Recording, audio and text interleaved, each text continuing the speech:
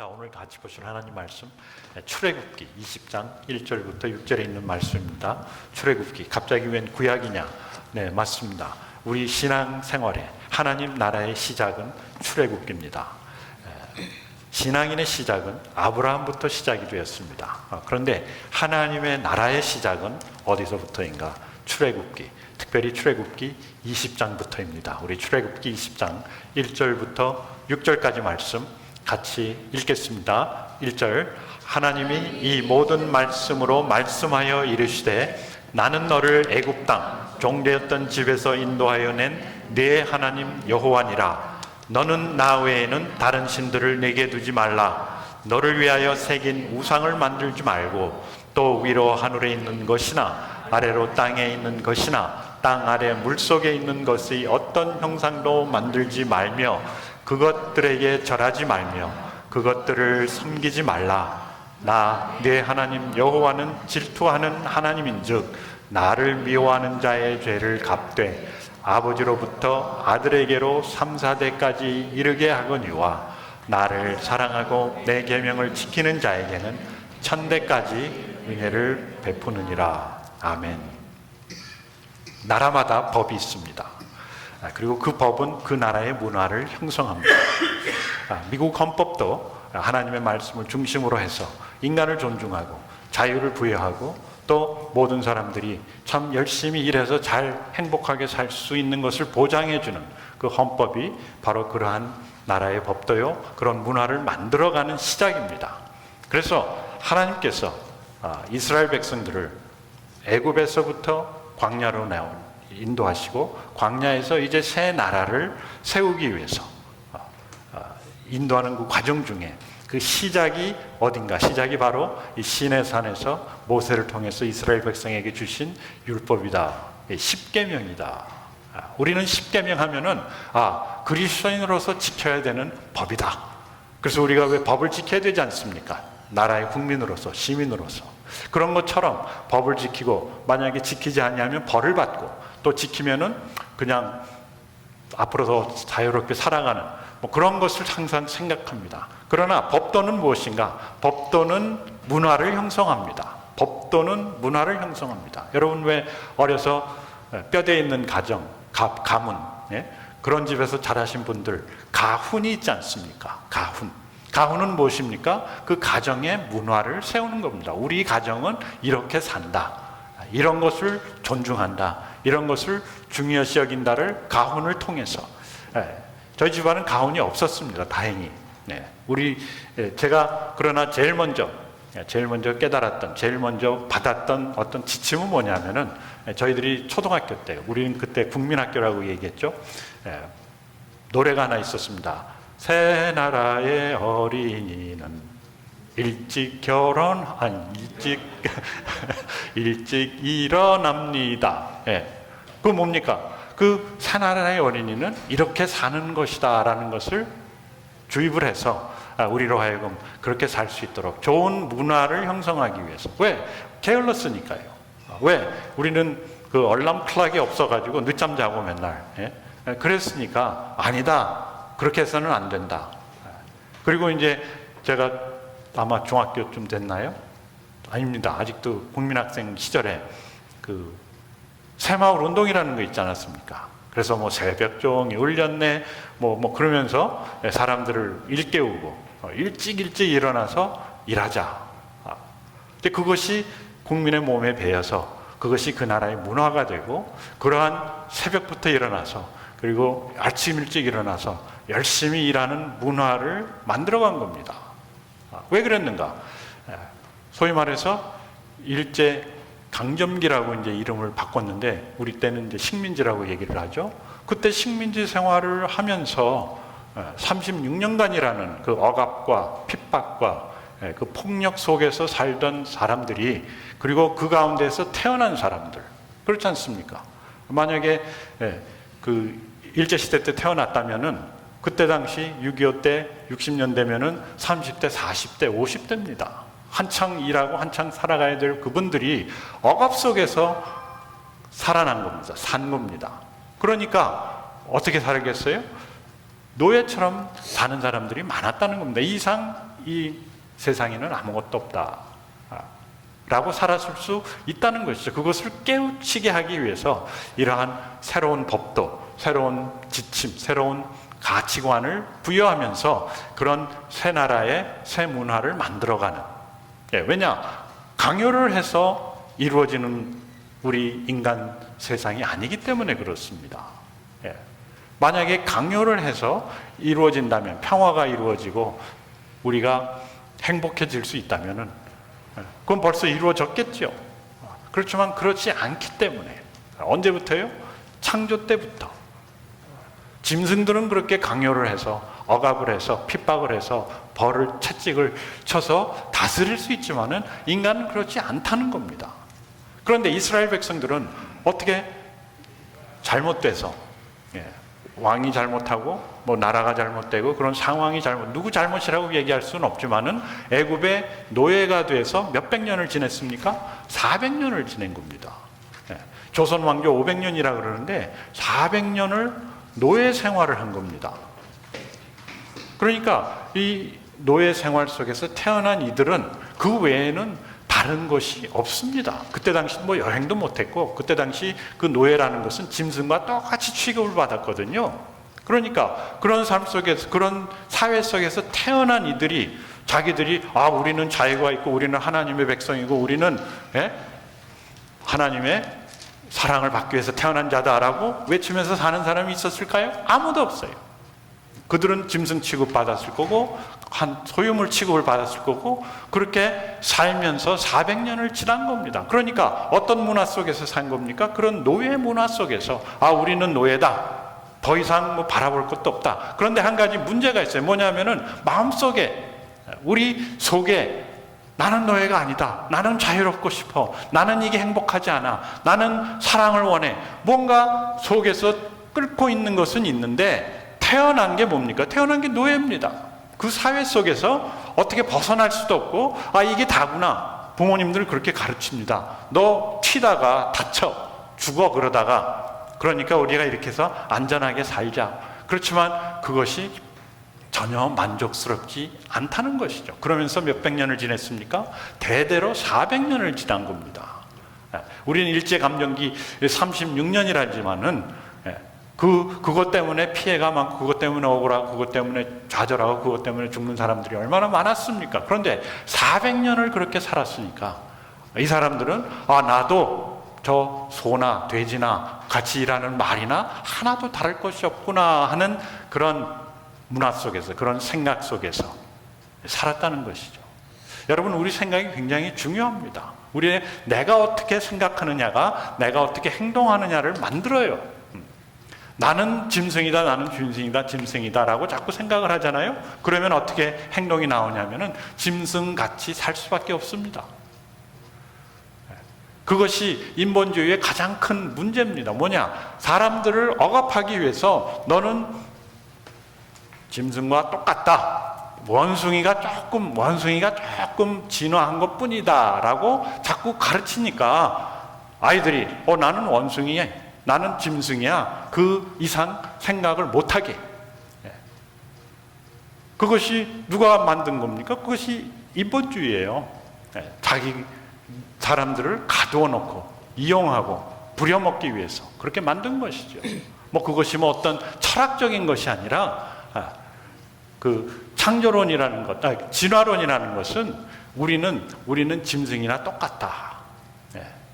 그러면서 옛날 구약 시대 때, 그리고 이 애굽 사람들이 이스라엘 백성들을 짐승 취급하고 노예 취급하고 그들을 우려먹었듯이 우려먹으려는 그 인간들의 사고방식이죠. 특히 무신론자들, 특히 공산주의들, 옛날 그 사람들은 신을 인정할 수가 없어요. 인정하면 뭐예요? 인정하면은 사람을 사람답게 대접을 해야 되는데 그들의 무기는 무엇이었는가? 그들의 무기는 자신들의 무력, 그것으로 사람들을 어떻게 해요? 사람들을 짐승 취급하면서 너희들은 짐승 이상 아니다라는 것을 강조하면서 강압하면서 살았던 것이죠. 그런데 그것이 지금도 똑같다는 거예요. 지금도 뭐냐면은 돈으로 사람들을 그렇게 강압적으로 가두어 놓고 살아간다는 것이, 특히 가난한 나라일수록. 이제 한국도 이제는 먹고 살만 하니까 그러니까 이게 아닌데 자꾸 생각을 하게 되고, 인생이라는 것이 그냥 먹고 사는 이것이 아니다. 그러면서 하나님도 찾고 신앙도 찾고 여러 가지 많은 생각을 하게 되는데, 문화가 많이 발전이 된 것이죠. 그런데 이 문화의 파워라는 게, 영향력이라는 것이 우리에게 항상 있음에도 불구하고 우리는 그것을 못 느끼고 산다는 것이죠. 왜? 그 문화 속에서 태어났기 때문에. 여러분, 물고기가 물속에서 사는 것이 나는 물속에 살고 있구나, 그렇게 생각을 하면서 살까요? 아닙니다. 우리는 나는 공기 속에서 살고 있구나 생각하면서 삽니까? 아닙니다. 그냥 이것은 자연스러운 거예요. 우리는 공기 속에서 그냥 살고, 물고기는 물 속에서 자연스럽게 사는 겁니다. 그러나 물 밖으로 나왔을 때 어떻습니까? 물 밖으로 나왔을 때 괴로운 거예요. 힘든 거예요. 어려운 거예요. 왜? 물 밖에서는 살 수 없는 그런 하나님의 만드신 그 구조가 있기 때문에. 그렇지만 우리 인간도 마찬가지입니다. 우리가 자유롭게 하나님이 원하시는 그 길을 가면서 하나님의 법도 안에서 하나님의 문화 속에서 살아가게 우리가 만들어졌는데, 우리는 어디에 태어났습니까? 이 세상 죄 가운데 태어난 거예요. 이 죄 가운데, 원죄라는 것이 뭐냐면요, 원죄는 우리가 죄성을 타고나 가지고 죄를 짓는다가 아니고, 원죄는 뭐냐면 우리는 죄 안에 태어난 겁니다. 죄 가운데. 죄 가운데. 뭐냐면은, 왜 꼭 물이 오염이 돼 있지 않습니까? 진흙탕 물이 있고 깨끗한 물이 있고 더러운 물이 있습니다. 오염된 물이 있습니다. 거기서 태어나면은 어떻게 됩니까? 태어난 물고기는 오염될 수밖에 없죠. 죽을 수밖에 없는 겁니다. 뭐 물고기가 잘못해서 그런 겁니다? 아닙니다. 그 물이 더럽기 때문에, 오염이 되어 있기 때문에. 우리가 내가 뭐 죄를 지어가지고 결국은 우리가 죄의 값은 사망이라고 해서 사망을 선고를 받지만은, 그러나 우리가 사는 이 세상이 죄에 물들어 있기 때문에 누가 태어나든 그 죄 속에서 살기 때문에 죄에서 벗어날 수가 없다는 것이죠. 그게 이제 원죄의 의미입니다. 내가 죄인으로 태어났으니까 죄를 짓는 것이 아니라 죄 가운데 태어났기 때문에 죄 속에서 살다가 죄를 지을 수밖에 없고, 죄를 범할 수밖에 없고, 그렇게 멸망할 수밖에 없다는 것이죠. 그런데 이제 중요한 건 뭐냐면은, 하나님께서 그러한 죄 가운데 태어난 우리를 어디로요? 죄에서부터 생명으로 옮기셨다. 죽음에서 생명으로 옮기셨다. 근데 그것이 이제 어디서부터 시작인가? 이스라엘 백성들의 그 노예 생활에서 이제 자유인으로 옮겨가는 그 과정 속에서 우리의 신앙생활의 모습이 나타나는 것이죠. 그래서 우리가 지난 수련회 때 저희들이 4가지를 같이 나누었습니다. 우리가 세워야 하는 교회 문화. 교회가 왜 중요한가? 교회는요, 이러한 죽음으로 향하는 이 세상에 하나님께서 우리에게 소망을 주신 거예요. 이러한 교회가 꼭 노아의 방주와 같은 것이지만은, 그냥 그 방주의 역할을 벗어나서 어떤 역할이요? 새 나라, 하나님의 나라의 역할. 그리고 이 새 나라의 어떤 문화요? 하나님의 문화, 새 문화를 만들어가는 그것이 교회다. 그리고 그러한 문화 속에서 사는, 문화 속에서 이루어진 교회는 주변에 있는 많은 사람들로 하여금 죄에 물들어 있건 어디에 있건 상관없이 이 문화 속에 들어와서 하나님의 나라에 하나님의 생명력을 누리면서, 하나님의 능력을 체험하면서, 또 하나님이 주신 복을 누리면서 사는, 어디서부터요? 지금 여기서부터. 하나님의 나라는 너희 안에 있느니라, 너희 가운데 있느니라. 예수님께서 그렇게 말씀하셨는데, 우리가 죽어서 가는 하나님의 나라가 아니라 지금 여기서 우리가 만들어가는 하나님의 나라라는 것입니다. 우리 신앙생활은 그저 예수를 믿어서 나는 죽으면 천국 간다, 그것도 맞는 얘기입니다. 그렇지만 내가 천국은 따놓은 것이기 때문에 여기서부터 이제는 우리가 천국을 만들어가자는 것이죠. 여러분 이민 오실 때 이민 가는 것이 확실해지니까 사는 것이 달라지지 않습니까? 무엇을 향해서 삽니까? 이민 미국 가는 것을 위해서. 우리 학생들 유학 왔는데 유학 가는 것을 위해서 모든 것을 준비하듯이 우리는 하나님 나라에 가는 것을 따놓았기 때문에 이제는 그 하나님 나라에서 사는 것을 우리가 여기서부터 체험하면서 나누면서 또 다른 사람들에게 소개하면서 사는 그것이 교회다. 그러니까 교회의 역할이 너무너무 중요합니다. 이 가난한 나라의 특징, 우리 한국도 마찬가지였고 한국은 아직까지도 그런 문화가 있는데 뭐냐면은 아주 비리의 문화가 너무너무 삶의 모든 곳에 들어가 있습니다. 그런데 이 비리의 문화가 강할수록 나라가 약해지고 행복하게 살 수가 없는 곳이 되어버리고 맙니다. 특히 공산주의가 그렇지 않습니까? 공산주의가 절대로 나쁜 주의는 아닙니다. 공산주의라는 것이 뭡니까? 우리 같이 일해서 같이 나눠 먹자. 얼마나 좋은 겁니까? 그런데 문제가 어디 있습니까? 이 같이 나눠 먹지 않더라는 것이죠. 그리고 같이 나눠 먹기 시작해놓고 누가 결국은 많이 가져갑니까? 힘쓴 사람들이 많이 가져가요. 그게 공산당 아닙니까? 커뮤니스트 파티라고 그렇게 얘기를 하는데 공산당이 그거 아닙니까? 그런데 이름은 이제는 자유당이요, 민주당이요, 공화당이요, 이름은 당이라고 그렇게 지어놓고 이 사람들이 하는 게 뭐냐면은 이 사람들이 하는 게 다 그거예요. 어떻게 하면은 백성들의 돈을 다 모아가지고 우리가 쓰나, 우리 당원들이 쓰나. 이게 꼭 중국 공산당을 얘기하는 것도 아니고 북한 공산당을 얘기하는 것이 아니라 미국 정치도 마찬가지라는 겁니다. 이 당이라는 것이 결국은 자기네들이 원하는 대로 누구의 돈을요? 백성들이 바친 그 세금을 어떻게 해서든지 많이 끌어들여 가지고 어떻게 해서든지 우리끼리 잘 먹고 잘 노셉니다. 결국은 그거더라고요, 정치가. 그런데 그것이 미국은 조금 그래도 그 한도가 있어요. 조금 그래도 이게 투명합니다, 미국은. 그런데 한국이나 중국이나 제가 갔던 키르기스탄 이런 나라들은 그런 투명성이 전혀 없습니다.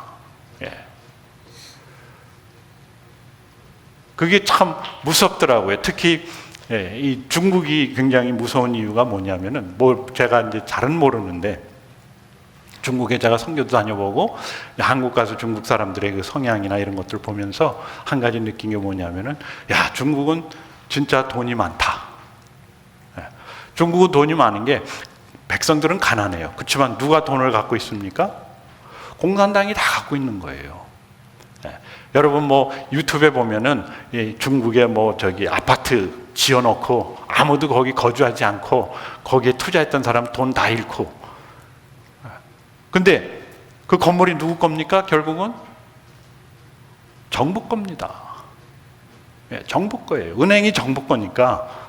거기서 대출 받아가지고 그것을 사고 팔고 하던 국민들은 어떻게 되는 겁니까? 그 사람들은 돈을 거기다 다 투자했는데 이게 팔리지 않고 자기는 들어가서 살 능력이 없으니까 어떻게 되는 겁니까? 빚쟁이가 되고 빚을 누구한테 갚습니까? 은행에 갚는데 은행이 누구 소유입니까? 나라 소유예요. 그러니까 중국 정부에서는 아파트를 누가 사가지고 망하고 오히려 망할수록 좋은 거예요. 왜냐? 다 자기네께 되니까. 이 중국의 그게 이거 아닙니까? 이렇게 다 들어오라, 갖고 오라. 그리고 그 돈으로 뭐 하는 줄 아십니까? 이 사람들이 돈은 많은데 이것을 백성들을 위해서, 나라를 위해서 쓰는 것이 아니라 자신들의 정치를 위해서. 그래서 자기를 따르는 사람한테 그냥 밑돈 주고. 그리고 결국은 주변에 있는 나라까지 베트남이나 그런 태국이나 이런 동남아시아뿐만 아니라 한국 정치인들까지 그 돈을 갖다 주는 거예요. 한국 목회자들까지 그 돈을 갖다 주는 거예요.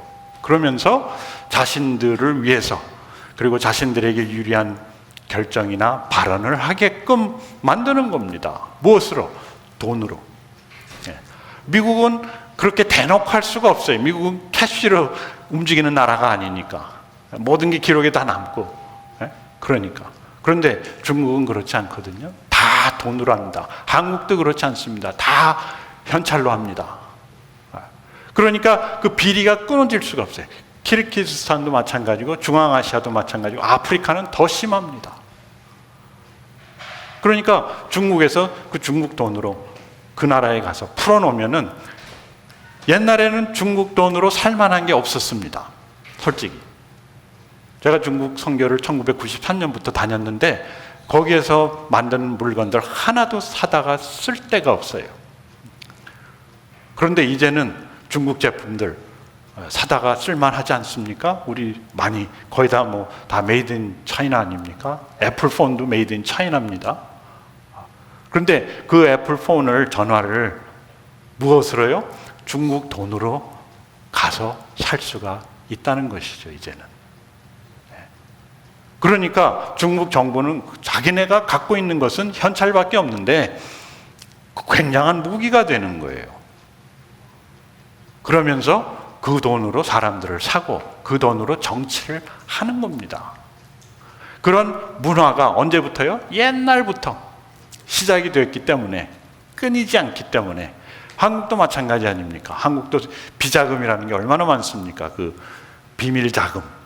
저는 비자금 그래서 비자 받을 때 쓰는 돈인가 했더니 그게 아니고 비밀자금. 아직도 창고로 쌓아놓고 있는 사람들이 있답니다. 그런데 그 비밀자금을 쓸 수 있는 곳이 어디예요? 한국은 한국밖에 없어요. 그리고 한국 비밀자금으로 중국 가서 쓸 수는 있어요. 왜냐? 이 환율이, 돈을 바꾸는데 아무 문제가 없기 때문에 현찰로 막 바꿀 수 있거든요. 그렇지만 달러는 문제가 되거든요. 그러니까 자꾸 한국 정치인들이나 이런 사람, 한국에 있는 많은 돈을 가진 사람들이 중국의 영향을 받지 않을 수가 없는 겁니다. 그래서 돈으로 움직여지는 그런 문화 속에서 자란 사람들이 그곳에서 벗어날 수가 없다는 것이죠. 그런 비리나 그런 악순환 속에서 살았기 때문에 벗어날 수가 없어요. 이제 그런 가운데 우리 교회가 세워지는 겁니다. 들어가는 겁니다. 너희는 세상의 빛과 소금이다. 예수님께서 그렇게 말씀하시지 않았습니까? 그 빛과 소금의 역할을 어떻게 하는가? 우리가 교회로서 이러한 새로운 문화를 만들어가는 거예요. 제가 수련회 때 잠깐 나누었지만은 물갈이를 하는 거예요. 그 오염된 물이 아니라 이제는 생수로, 하나님의 말씀에 그 생수로 사람들로 하여금 맛을 보게 하고 그 생수를 마시게 하고 그 생수로 살아가게 하는 그런 문화. 그런 문화의 참 절대적인 요소가 여기에 나온 4가지입니다. 하나님 중심, 하나님 우선 문화. 우리가 하나님을 우선으로 두는, 하나님을 앞에 놓는, 하나님을 우리 가운데 두는 그런 삶. 그래서 십계명의 제일 첫이 뭡니까? 너희는 나 외에 다른 신을 두지 말라. 이게 꼭 내가 1등이니까 나를 와서 나를 경배하고 나를 섬겨라가 아닙니다. 우리가 하나님 중심이 되지 않으면은 그러면 이 세상에서 살아날 수가 없다는 겁니다. 이것이 사는데 필수 법도이지 조건이지, 이것이 지키면은 하나님이 복 주시고 안 지키면은 하나님이 벌 주시는 그런 관계적인 것이 아니라는 거예요. 그리고 또 우리가 세워야 되는 교회 문화가 뭡니까? 2번째, 존중과 화해. 우리 서로를 존중하고, 화해라는 것은 서로를 용납하는 겁니다. 용납하는 거예요. 서로를 인정해주고 존중하고 인정하니까 화해가 되는 겁니다. 여러분, 화해라는 것은 용서해 주는 것이 아니라 화해는 용서를 받는 겁니다. 화해는 그 문제를 해결해 주는 거. reconciliation이라는 것은 사람이 갖고 있는, 그 사람이 나에게 갖고 있는 그 나쁜 감정을 어떻게 해 주는 겁니까? 해결해 주는 거예요. 누가? 내가 스스로. 그러니까 어려운 것이죠. 그래서 예수님이 무엇이 되셨다? 화목 제물이 되셨다. 하나님과 우리의 관계를 다시 화목하게 하기 위해서 무엇으로? 자기 생명으로 그것을 이루셨다. 그리고 정직과 신실, 인테그리티라고 얘기를 하는데, 뭐 아네스티라고도 얘기를 해도 좋고, 그러나 인테그리티는 뭐냐면은 뼈대에 있는 정직함입니다. 아주 굳건한, 그 사람의 참 굳건한 심지, 이것이 하나님 앞에 올바를 뿐만 아니라 든든하고 튼튼한, 그리고 만족과 사랑. 우리의 만족과 사랑은 이 하나님과의 관계로부터 온다. 근데 자꾸 하나님과의 관계 하니까 이건 뭐 하나님 모르면은 우리가 뭐 죽는 건가 그런 뜻이라기보다도, 성경에 보면은 하나님은 무엇이다? 하나님은 사랑이다. 우리는 그 사랑이 아니면은 살 수가 없는 사람들인데, 요즘 세상에서는 사랑보다 무엇을 택합니까? 사랑보다 돈, 사랑보다 명예, 사랑보다 자신의 욕심을 먼저 채우는 그런 삶이 되어버리고 많았다는 것이죠. 그래서 제가 다시 한번 이 선교를 통해서, 특히 또 한국 방문을 통해서 느낀 게 뭐냐면은, 우리 교회가 다시 처음으로 돌아가야 된다. 처음으로 돌아가야 됩니다. 어디로요? 이 출애굽기, 이 새 나라, 새 문화를 세우는 곳으로. 그래서 하나님이 이 백성들을 놓고 이 400년 동안 노예 생활을 하던 사람, 이 사람들이 하나님을 예배했는지 제사를 지냈는지 또 하나님과 소통을 했는지는 잘 모르겠습니다. 그 중에 신앙을 이어받은 사람들이 분명히 있었겠죠. 아브라함과 이삭과 야곱과 요셉의 하나님이었으니까. 그리고 이들이 요셉의 그 이스라엘의 자손들 아닙니까? 그러니까 어떤 신앙심이 있기는 있었을 텐데, 그런 이들에게 확실하게 다시 한번 하나님께서 여기에서 쐐기를 박는 겁니다. 너희들이 이제 새 나라에 들어갈 텐데, 새 땅에 들어갈 텐데, 그 땅에 들어가는 그 자체가 중요한 것이 아니라 그 나라에서 하나님 나라를 세울 텐데, 하나님 나라에 필요한 문화가 바로 이것이다. 그렇지만 우리는 지금까지 그러면 이러한 문화 속에서 살았습니까? 아니라는 거예요. 제가 목회를 40년을 했는데 보면서 교회 생활을 했지 목회가 아니고 교회 생활을 했지 신앙 생활을 한 것이 아니라는 것이죠. 어떤 집단의 요구에 따라 그 집단이 요구하는 어떤 법도를 지키면서 지금까지 지내왔지, 진짜 하나님 나라가 무엇인지, 그 나라를 어떻게 이루고 그 나라를 우리 안에서 어떻게 누리는지는 전혀 생각하지 않고 지금까지 목회를 하고 신앙생활을 했다는 것이죠. 그런데 지금 선교를 하면서 다시 한번 깨닫는 것이 무엇이냐 하면은, 이 교회, 이 하나님 나라만이 이 세상의 소망이요, 이 세상의 빛이다라는 거예요. 이 하나님 나라가 교회에서 세워지지 않는다면은, 우리가 그냥 교회 생활을 하는 것이 아니라 왔다 갔다 하고 예배드리고 헌금하고 섬기고 밥 먹고 이것이 아니라 진짜 이 교회가 이러한 문화를 가진 하나님 나라가 되지 않는다면은 우리는 여기에 있을 이유가 없다는 것이죠. 아무런 영향력이나 아무런 생명력이 없는 하나의 단체 생활밖에 되지 않는 것이다라는 것이죠. 그렇지만 여러분들이 기왕 우리 교회에 온 이 마당에 우리가 이러한 새 나라의 새 문화를 다시 한번 확인하고, 이 중에 이런 식으로 사시던 분들이 있을 겁니다. 다시 한번 확인하고, 그리고 우리가 한 발짝씩 앞으로 나아가자는 것이죠. 지금까지의 소위 말해서 신앙생활, 이건 아닙니다. 지금까지 이어졌던 교회 생활, 그리고 제가 한국 가서 많은 교회를 다녀보지는 않았지만은 그래도 큰 교회, 작은 교회 두 군데를 갔었는데, 이거는 아니다.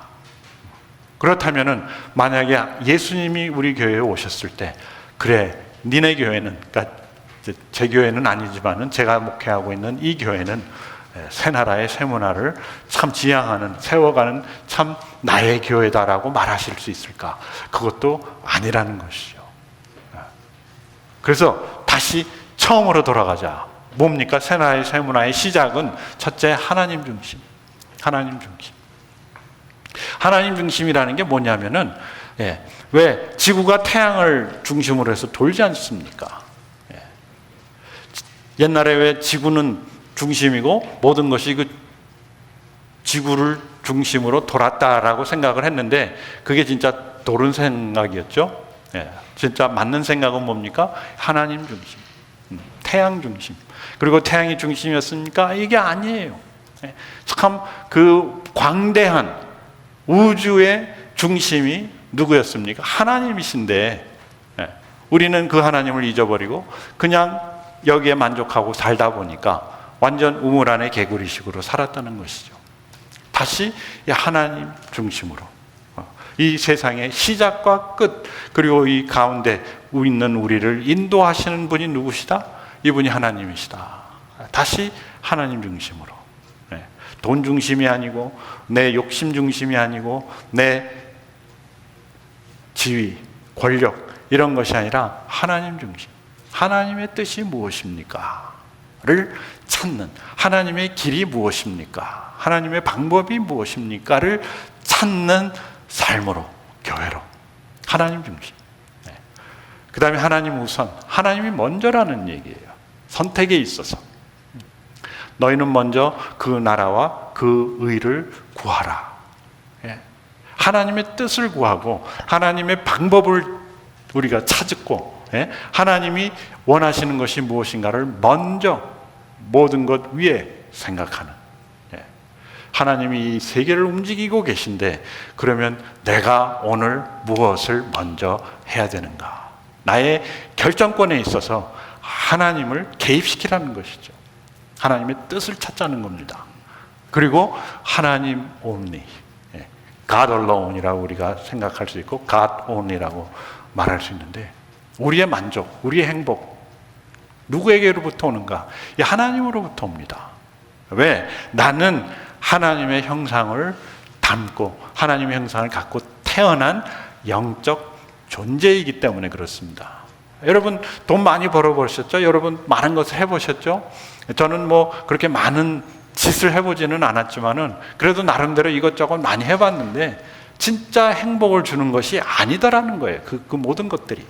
무엇이 나에게 행복을 주고 만족을 주고 참 저로 하여금 이 살아있는 삶의 의미를 부여하는가? 이게 결국은 하나님이십니다. 하나님은 사랑이시라 그랬는데 그 하나님의 사랑을 체험하고 그 하나님의 은혜를 체험하고 그 하나님의 용서를 체험하고 체험할 뿐만 아니라 그것을 같이 누릴 수 있고 나눌 수 있고 또 얻을 수 있는 그러한 교회, 그러한 인간관계, 하나님과의 관계. 참 하나님으로부터 내가 만족할 수 있는가? 여러분 한번 생각해 보십시오. 아무것도 가진 것이 없다 할지라도 또 내가 어려운 상황이 있을지라도 하나님이 나를 위해서 그 외아들 예수 그리스도를 아끼시지 않은 그 사랑을 내가 안다면은 그리고 그 사랑만으로 내가 만족할 수 있을까? 여러분 만족할 수 있어야 돼요. 그리고 그런 문화, 그런 삶.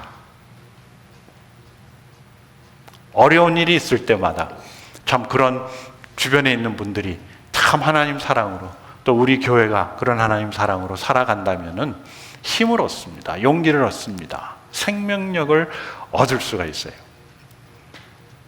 그러한 교회, 새 나라의 새 문화를 시작하는 그리고 이 새 문화를 계속해서 이루어가는 저희 교회가 되기를 예수님의 이름으로 축원합니다. 우리 같이 주님 오실 때까지 나는 이 길을 가리라. God-centered, God first, God only. CFO입니다. CFO. God-centered, God first, God only, or God alone. 내가 이 길을 지금부터 다시 가리라. 우리 이 찬송 부르시면서 오늘 예배 마치겠습니다. 다 일어나셔서 우리 같이 찬송 부르시겠습니다.